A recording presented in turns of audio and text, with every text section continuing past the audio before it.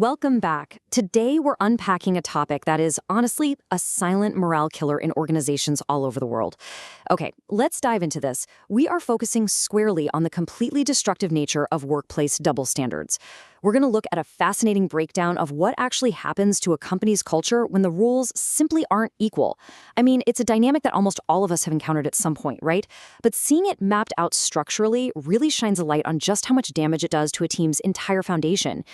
Have you ever noticed that the rules just don't apply to everyone? Seriously, think about that for a second.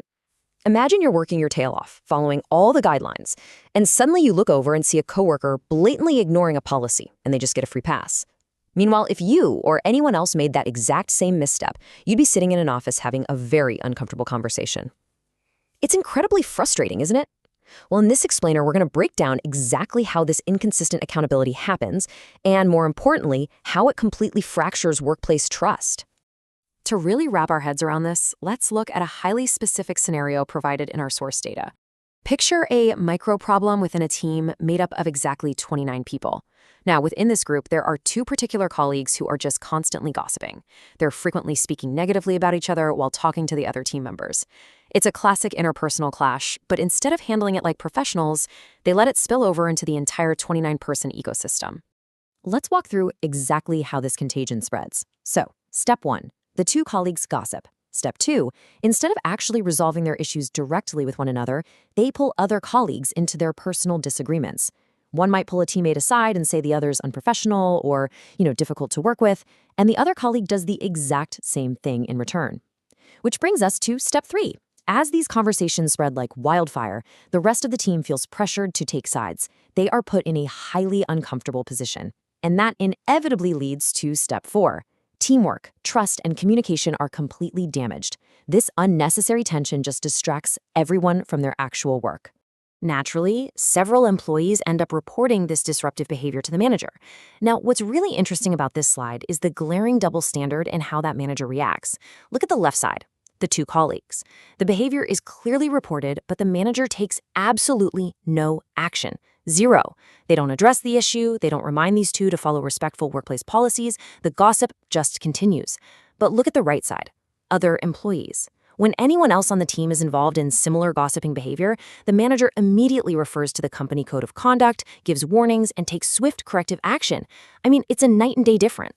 So, when policies are enforced for some but completely ignored for others, that perception of special treatment is born. And the fallout here is severe. First, the team's confidence in management drops like a rock. Second, employees become completely discouraged from reporting future concerns. Because, why bother if leadership isn't going to do anything about the favorites? The overarching belief becomes that workplace rules depend entirely on who is involved, rather than the behavior itself.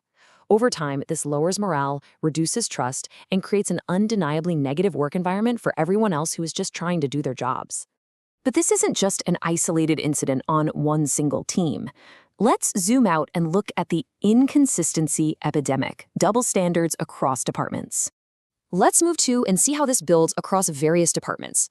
In HR, two favorite employees repeatedly gossip, and complaints are totally ignored. But another employee gossips just once and immediately gets a warning.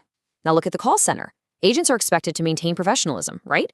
Yet two agents frequently interrupt and create conflicts with zero consequences from their supervisor. Meanwhile, another agent behaves the exact same way and gets hit with a performance warning. The standard is totally inconsistent. Down in chat support, two favorite employees can post negative comments about coworkers in group chats while the team lead just turns a blind eye. But if one regular employee sends a single inappropriate message, they are immediately coached or disciplined. The staff clearly sees that the rules depend entirely on the person, not the action. And this brilliantly illustrates that literally no department is immune. Look at email communication. Professional etiquette is required, sure, while two employees send unprofessional emails and get no feedback at all, while a peer makes a similar mistake and receives a formal warning.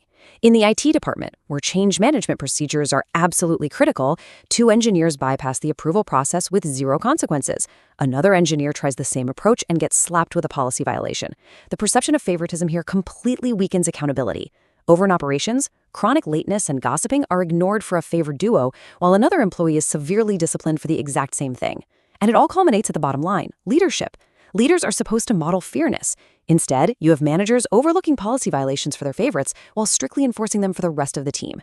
As a result, engagement plummets and concerns about fairness just skyrocket. So how do we actually course correct here? Well, we have to get back to basics. A fair workplace is defined as an environment where company policies are applied consistently to everyone, regardless of their role or personal relationships. It's really that simple in theory, though clearly difficult in practice. But addressing inappropriate behavior the exact same way for all employees is the absolute bedrock of building trust, respect, and real accountability across any team. So the crucial point is perfectly captured in this quote right from our source material. The issue is not who the employees are, but whether company policies are applied consistently. Read that again. It doesn't matter your role, it doesn't matter your relationship with the manager, and it doesn't matter your seniority. Everyone must be held to the identical standard. Because when similar behavior leads to vastly different outcomes, employees don't just perceive favoritism, they live it. They lose trust in their leadership and they mentally check out. I want to leave you with this final thought. If your company's rules aren't equal for everyone, are they really rules at all? Or are they just tools used selectively by management? It's a provocative question and one that absolutely forces us to look closely at our own workplace cultures. Accountability only works when it's universal.